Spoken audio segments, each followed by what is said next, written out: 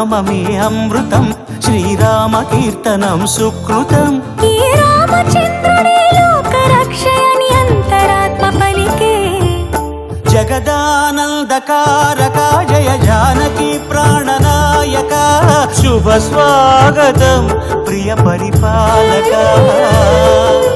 జగదానందకారక జయ జానకి ప్రాణనాయక, శుభ స్వాగతం ప్రియ పరిపాలక. మంగళకరమౌ నీరాక, ధర్మానికి వేదిక అవుగాక, మా జీవనమేక పావనమౌగాక.